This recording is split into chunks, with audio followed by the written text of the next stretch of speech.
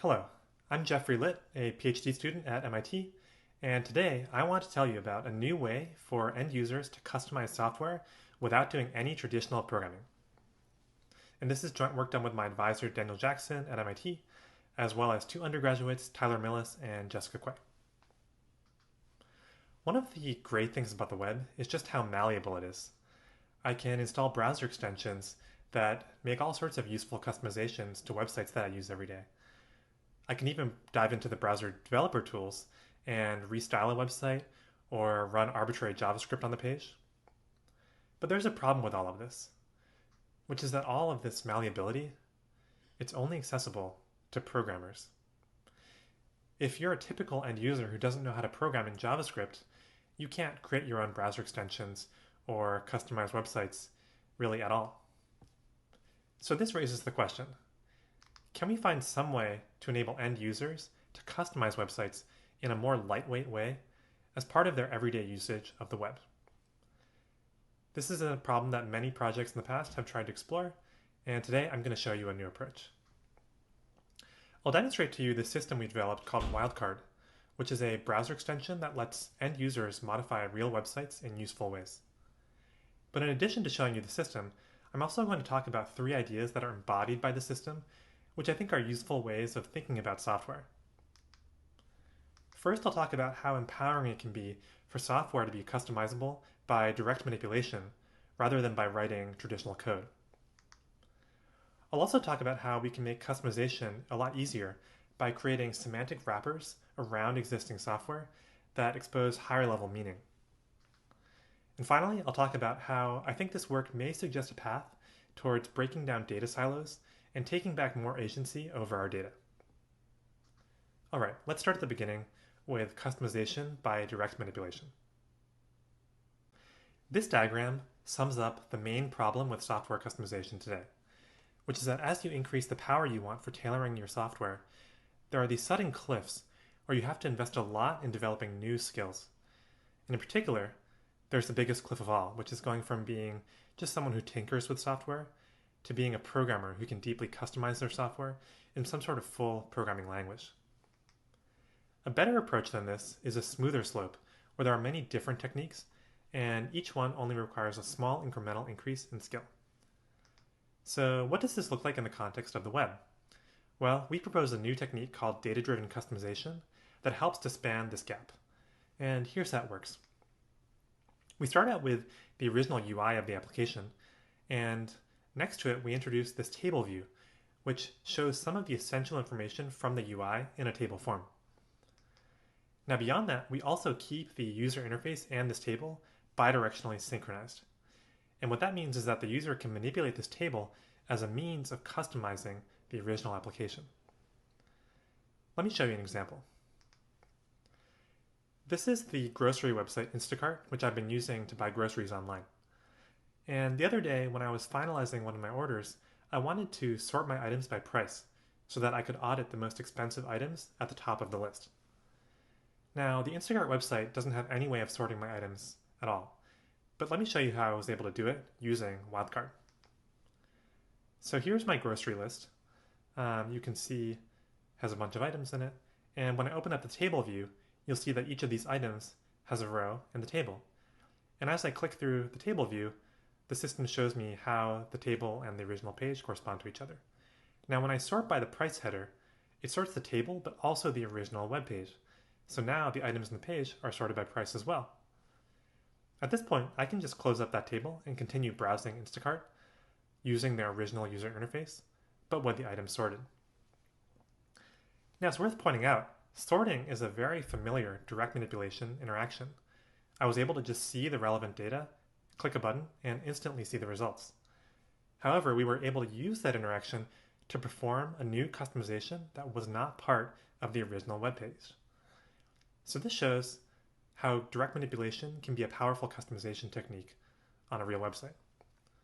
Let me show you another example of how sorting is useful. I was shopping for books at a book sale, and about half the books were sold out, which was really frustrating because I had to sift through all these entries.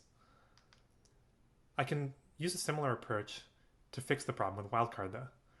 I can open up a table that has a sold out column and a row for each book. And then I can just sort to put the books that are still available at the top of the list. Then I can close up the table and go back to browsing the original website UI. Now, coming back to our diagram, we can see that basic interactions like sorting are pretty low on this curve, but nevertheless, they do let us implement useful customizations. Next, let's move further up the curve to a more sophisticated technique of spreadsheet-style formulas. I often read the Hacker News website, and I've noticed that the longer, more in-depth articles tend to be my favorite ones. And so I wanted to add estimated read times into this website and also put the longest reads at the top. Let's see how I can do that using a spreadsheet formula in Wildcard.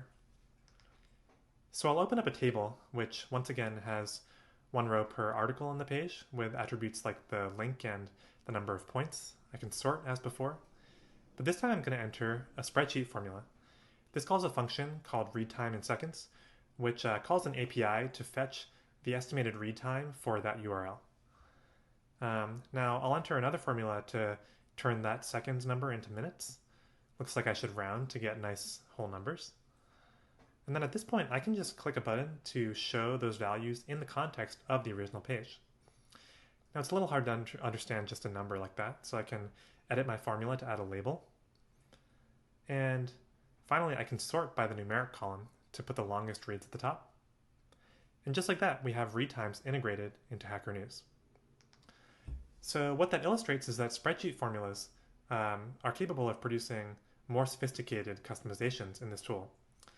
Now, it's a little debatable whether spreadsheet formulas really constitute direct manipulation, but I think it's certainly the case that writing code in a live visual environment like this, combined with a pure semantics of a formula language, is certainly easier than writing normal code, as illustrated by the millions of people who use these kinds of formulas in spreadsheets every day. Now, there are lots more examples in the paper of other customizations you can make. We've validated this approach on about a dozen websites so far, and you can look in the paper for more details on this. Now, you might be wondering, how does all of this actually work? Where does that table come from?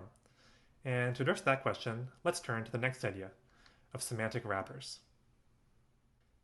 A lot of the utility of customizing in the browser comes from the fact that you can modify the DOM, which is this transparently exposed, unofficial interface to an application. You don't need to wait for a website to expose some sort of official plugin API. You can just go ahead and implement all sorts of changes that the original website authors didn't expect or intend to support. You can even do things that they try to prevent you from doing, like ad blocking. The problem with this is it's quite a low-level interface, so it's very difficult for end users to grapple with, things like directly editing HTML. In some sense, you're reverse engineering the application. So how can we preserve this notion of unofficial customization that doesn't depend on the original website authors, but at the same time expose a higher level interface that's easier for end users to work with? That's where semantic wrappers come in. In the case of our system, we show this table view that extracts key information from the page, and we have a wrapper layer that maps from the DOM of a website to this table. Now, these wrappers are coded and maintained by third-party programmers, and they're contributed to a shared ecosystem where any end user can use a wrapper once it's been created. The Wildcard tool provides a framework that makes it straightforward for programmers to write these wrappers, and basically turns it into the task of writing normal web scraping code. With this approach, you can still make unofficial customizations that don't depend on the original websites doing any work, but you also get a higher level interface so that end users can customize without getting involved in messy lower level details. Now, it can be a challenge to maintain these kinds of wrappers externally over time, but there is a helpful factor here, which is that a single wrapper can be used for many different kinds of customizations. That's quite different from the typical browser extension, which tightly couples scraping logic with a very specific feature set. These wrappers are generic, which means that more people might be invested in helping to maintain them.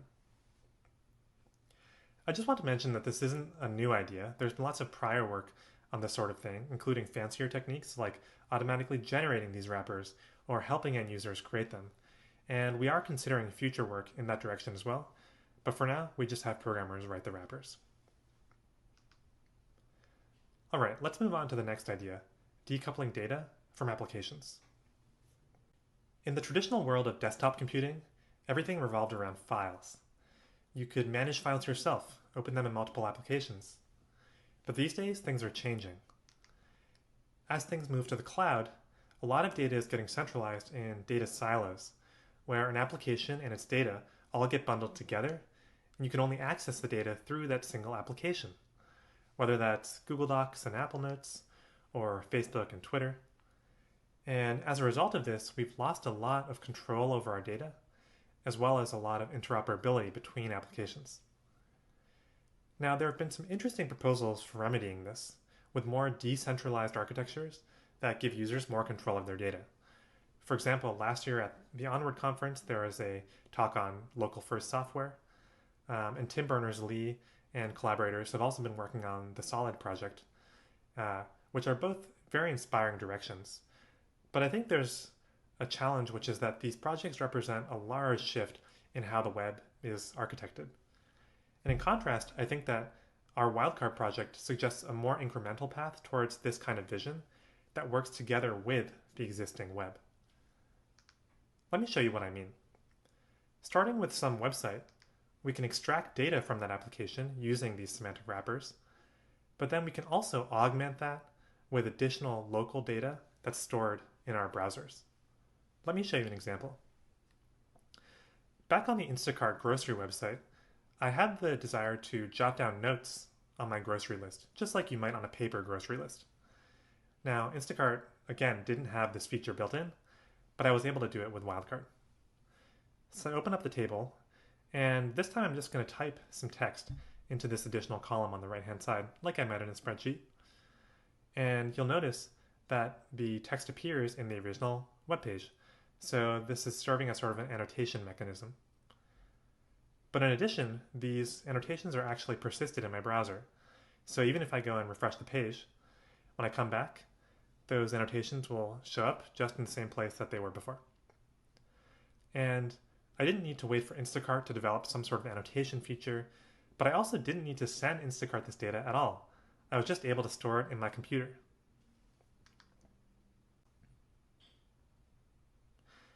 Now, I don't have time to get into the details of the implementation in this talk, but I'll show you just a brief glimpse of how this all works under the hood. We've had this idea of a table adapter, which is an abstraction that exposes some resource as an editable table, which helps implement the demo I just showed you. So in this diagram, we have two table adapters. The first one is the DOM scraping adapter, which interfaces with the original web page DOM and exposes that data as a table. This is the part that handles bidirectional syncing between the table and the DOM. Now you'll notice this adapter exposes a table that has an ID for each row, and these are ideally tied to some sort of server-side persistent ID. There's another adapter called the local storage adapter, which is simpler. This just exposes some part of the browser's local storage as an editable table, and you'll notice when we make those annotations that we also record those IDs in that table as well. Now to produce the final result, we can just do a simple join to sort of map across those two tables, and that produces the final result that the user sees. This is a fairly generic mechanism that could be extended to do other kinds of things. One example is, beyond augmenting with local data, could you use this mechanism to sync data between different applications? Or maybe I could share that column of annotations with another user directly via some peer-to-peer mechanism. We haven't explored these yet, but we're interested in exploring them in future work. So to recap, today I've shared with you the Wildcard browser extension, which enables end users to customize websites without doing traditional programming. And I've also talked about these three ideas, which I hope might nudge you to think about software differently in the future. Thanks for watching. If you'd like to get more information about this system, you can read the paper and get further updates at this URL right here. Thanks so much, and I look forward to hearing your questions.